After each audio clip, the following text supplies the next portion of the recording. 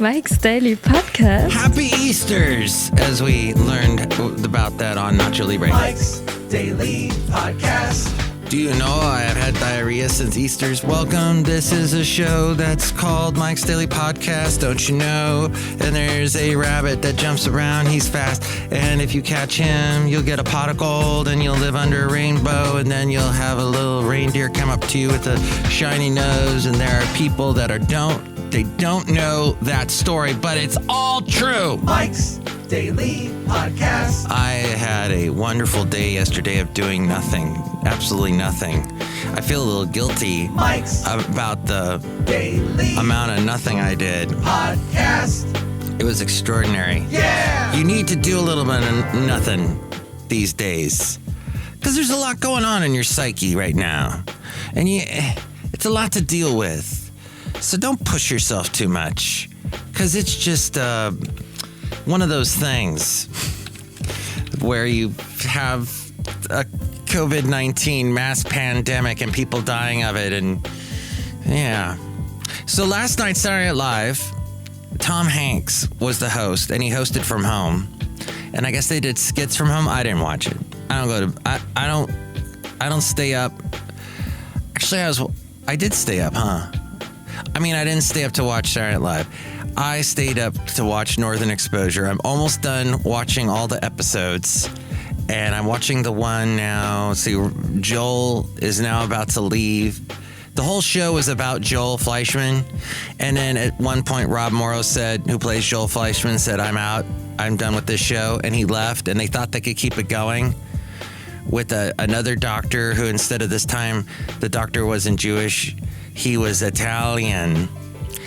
And then that was probably because David Chase was executive producing the show at that point. And of course, he is the creator of Sopranos. So we wrap up Northern Exposure, and it's very interesting. And so we're doing that now.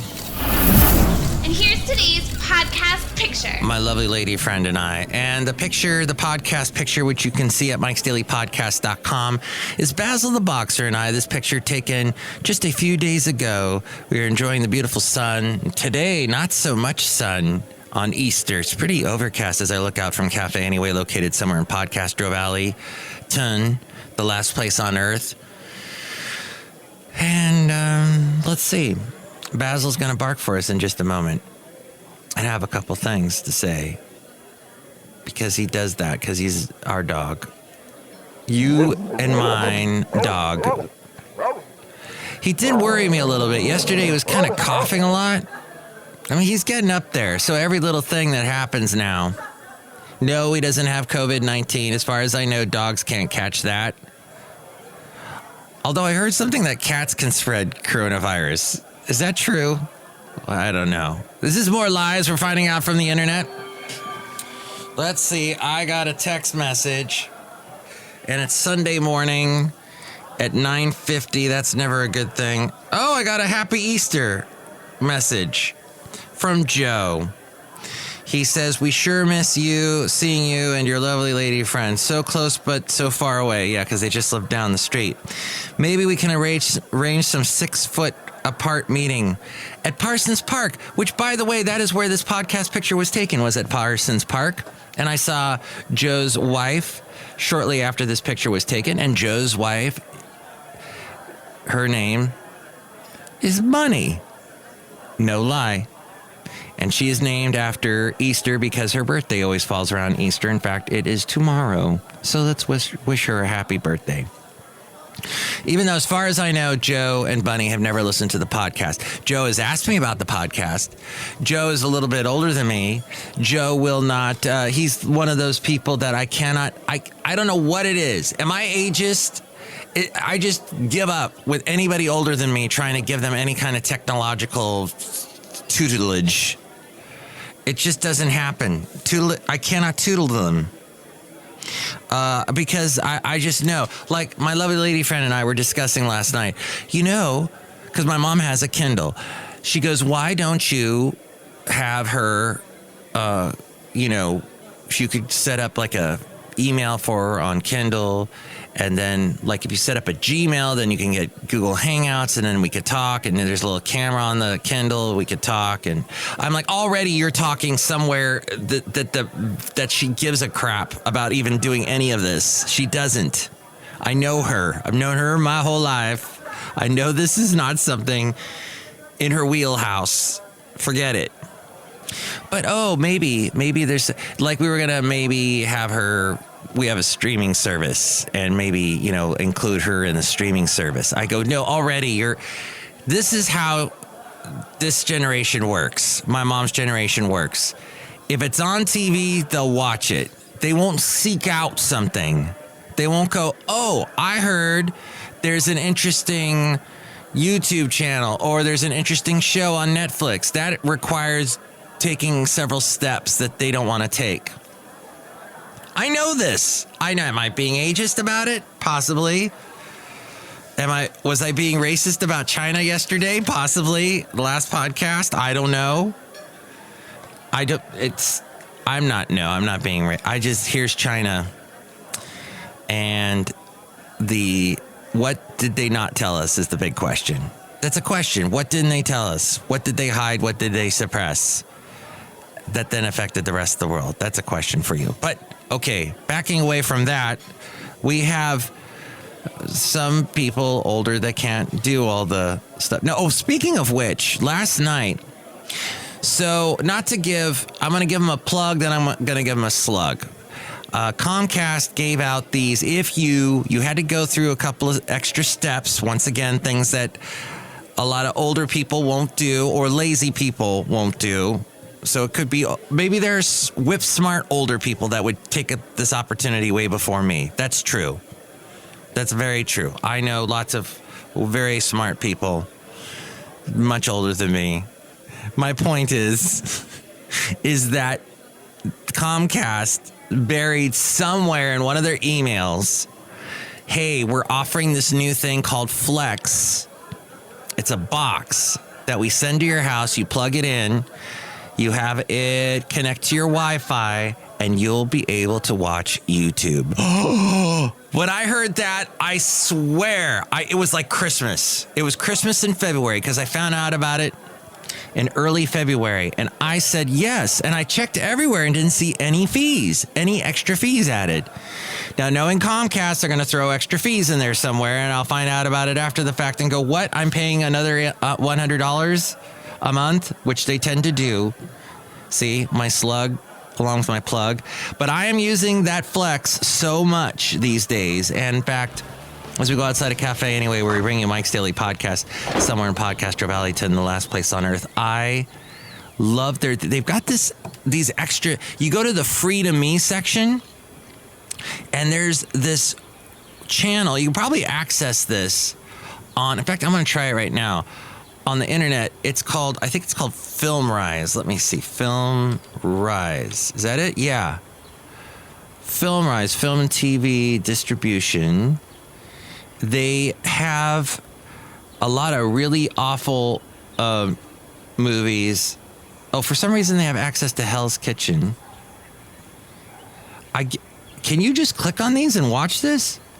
It says it's got Bernie. Let's see. If I click on Bernie, which was a movie by, what's his name? Richard Linklater. Wow, I can watch this online. I don't even know where to start with this slug. This is a plug, I guess. In a small town, Texas, a much-loved mortician goes to extreme ends to extract himself from the emotionally abusive and controlling relationship he has formed with his wealthy widow, played by Shirley MacLaine. Lead actor in this is Jack Black, who was in Nacho Libre, where the line was, do you not know I have had diarrheas since Easter's. Matthew McConaughey is also in this. Okay, so forget about the film, if you go to filmrise.com and you look for their concerts, I'm just going to type in concerts. Oh, didn't return anything. Interesting. Okay. I guess you go to their library. They have somewhere is a Peter Gabriel concert. Let's see if I can look it up. Because this concert I saw last night, no. Huh. Peter Gabriel does not show up. Interesting. And then here's the other question is, does this actually play? If I go to... Because, okay, I saw this concert last night. Oh, here's a documentary about Janis Joplin. Let's see. Will it play? Let's see if I hit play. No, it just gives me a trailer. Oh, maybe it doesn't give me the whole thing.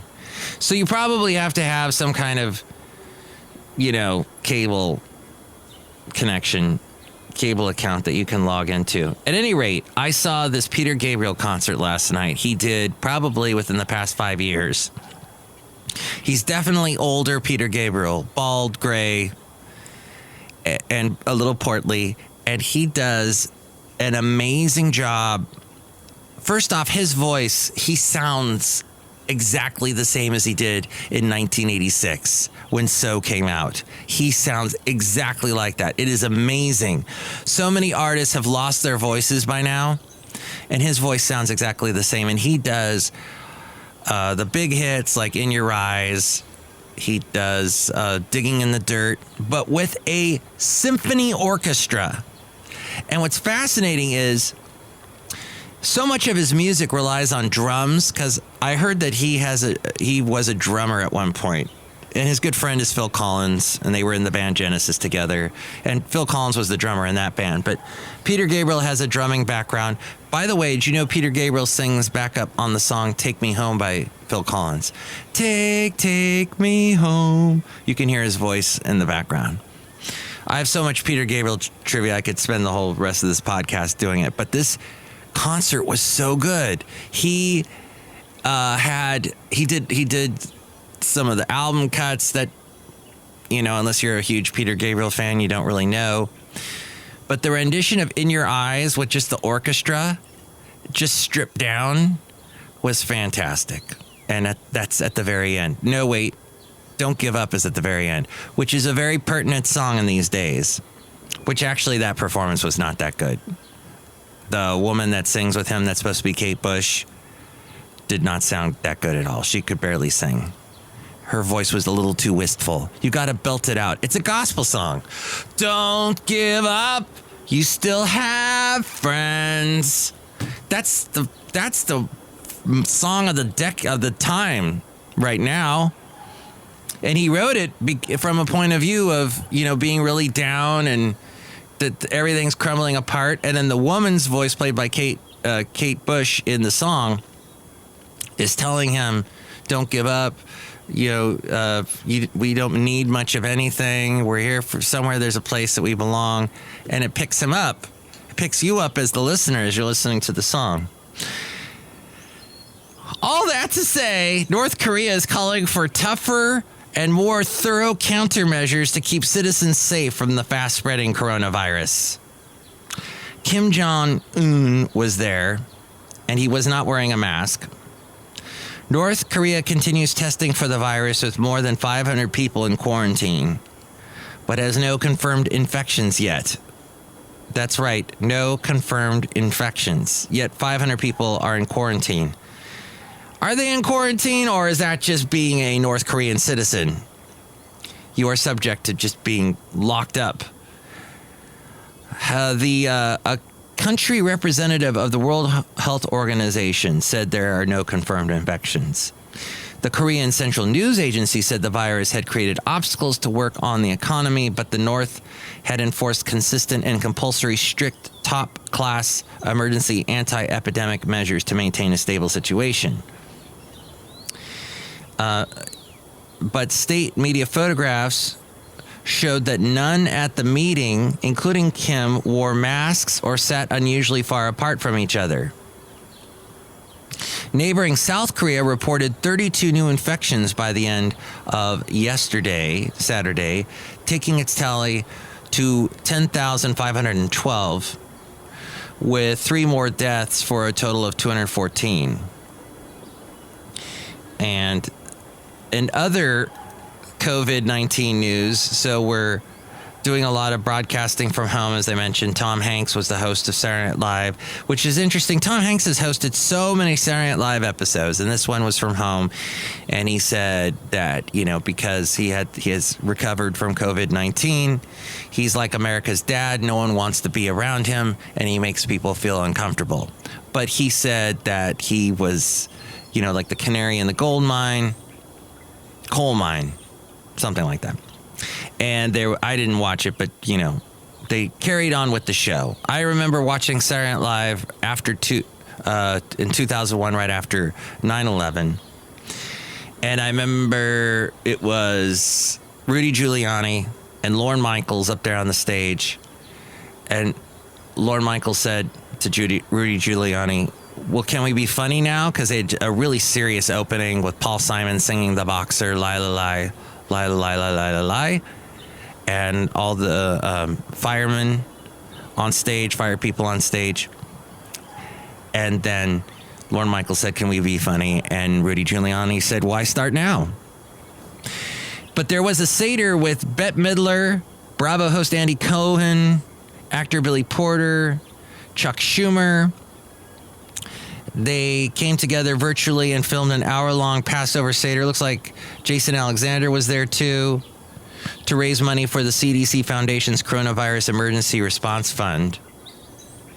And it was with people broadcasting from their home. And let's see, there was also... So as is done during traditional Seder meals, the star-studded lineup took turns telling the story of the Exodus and sharing favorite Passover memories. Some guests even broke out in song.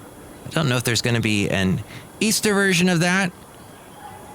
Today, I don't see that news story at this point, but... So finally, I'd like to wrap up, as we're out here at Cafe Anyway, that... Do you notice the people that include you in group texts? I'm talking about group texts now. Who does that anymore, group texts? I don't like anyone who starts a group text. I'm already against you. Now, it's interesting to me because the people... So I have two phone numbers. And by the way, you can call me at 336-MM Daily. That's 3 + 3 = 6. MM as in Mike Matthews. Daily as in what this podcast will try to be. It has been now for 2 days. Let's see if we can keep it going and not get interrupted with, what's that thing called? Oh, yeah, life. And watching on YouTube, by the way, one other thing, along with this Film Rise network, whatnot, is this, if you go on YouTube, somebody has... filmed non-stop with a really good HD quality camera walking through all these Disneyland parks. So if there's a Disneyland park that you have been to and that you had great memories at, it's good to do that at this time when you're sitting at home and maybe you wish you could be outside. It's like a virtual way of getting out and reliving good memories. And these videos were done last year, so they're very recent. I watched a walkthrough of Disney World, the Magic Kingdom in Florida, and a walkthrough of Epcot. And I went to Epcot twice with my mom and had the best time. And in doing the walkthrough through the Magic Kingdom, Disney World, I totally remembered my mom and I walking through there, and it just brought back so many memories. It's been so long since we've been there, and they've changed the parks a lot. It's frozen this, frozen that. But still, it was so great to just see again. I remember that restaurant we ate there. It's just a great way to get through these times. Okay, back to the group texts. Why? Because you've got all these people responding, because there's all these people in the group text. And so your phone is constantly making that noise when you get a new text message. And it's just so, it interrupts my life. I hate it. It goes off over and over and over again because everybody's responding to the group text. So what's fun is that the idiots that do group texts, they don't have my new number. They have my old number, which ports everything to a Google Gmail account. So I'm getting the text I'm getting them as an email. But the thing is, what I've discovered is that Google will not, you have to do a special thing to get to those texts. In other words, it can't do the group Gmail. It can't send that to you as an email for some reason. Or I haven't click the button that does it. So it was great. There was this huge group text thing going on, and even though I was included on it, I didn't get a single text. It was so nice. And both of the idiots that started the group texts have these huge egos, and they do stupid passive-aggressive things in their texts, like, well, I don't know why we're not doing this. I mean, this shows a lot of like me. Like, they're complaining in a passive-aggressive way, which I hate. Just tell me what the issue is. And just like these texts have absolutely no purpose whatsoever. And it all goes back to the originator of the group texts having just these huge egos. Mike's not responding. Guess you don't care, Mike. Mike, wow, you great job responding to this text, Mike. Great job. Passive-aggressive, satirical, satire, or sarcastic thing you're saying. Ridiculous. And, in both cases, these guys are like, they consider themselves radio celebrities, like they're really popular on the radio. I'm sorry. Here's an interesting fact. If you are a celebrity in the radio world, you are not a celebrity at all. Do you know what trumps you every time? TV celebrities. Even the guy who's on a TV show who's like the third or fourth character, maybe you see him once on the show, he's way more popular than you. No one knows who you are. You're just on the radio. There are people that listen to me, I don't get that. People that think, oh, well, so-and-so, he was really popular on the radio. I used to listen to him all the time. No, he's not a celebrity. Politicians are more popular. The guy on that Netflix show that's seen by like 5 people is more popular than anywho. That's just, I hate that. The people that you should have no ego if you're in radio, is my opinion, because you are never going to be as popular as the guy on the TV, the woman on the Netflix, the politician. Always, they're going to be way more popular. Eric Swalwell will be way more popular than you forever. Just letting you know. And by the way, have you noticed how much Winston Churchill has been quoted lately? It seems like every other minute I'm hearing another quote from Winston Churchill. It's amazing because, the time that he was Prime Minister of England was a time people want to compare the two. World War II is nothing like now. But it is the first time we've had a situation where we're living all very differently. Like they lived very differently at that time. World War II, England was being bombarded by the Nazis and all that. So anyway, it's interesting how much Winston Churchill gets quoted these days. Look who's out here at Cafe Anyway, located somewhere in Podcastro Valleyton, the last place on earth. Hello, Mike Matthews. It's Chely Shoehart, gift shop supervisor. Group texts are stupid. That's right. Stop it. Block it. Turn off the settings in your phone that allow group texts. You won't receive them anymore. It's great. Look who else is here. Hello, Mike. This is Floyd the Floorman. And this is John Deere, the engineer. Yes, if you want a group text, why don't you just do a group email instead? Mm-mm. That's right. Why are you invading my space with my phone? Just email me. I'll get back to you eventually. Oh, but this constant beep, beep, beep on my phone. So many people just turn off, make their phone silent. Because that's the kind of world we live in. We get interrupted so much, it's ridiculous. Okay, barring another interruption, we'll bring you another podcast again soon. Daily, in fact, if we can. We will try. Next show, it'll be the wonderful Benita, the Disgruntled Fiddle Player, and the Brewmaster. Mike's Daily Podcast is written and produced and performed by Mike Matthews. His podcast is super easy to find. Download or listen to his show and read his blog at mikesdailypodcast.com. Email Mike now at mikesdailypodcast@gmail.com. See you tomorrow. Bye. And that was episode 2014. That was a year where there was stuff going on that I think I remembered vaguely. Oh, OK Cupid that year. Ugh. But that's a different holiday altogether. Happy Easters. mikesdailypodcast.com to see the Easter's picture today for Easter's. mikesdailypodcast.com.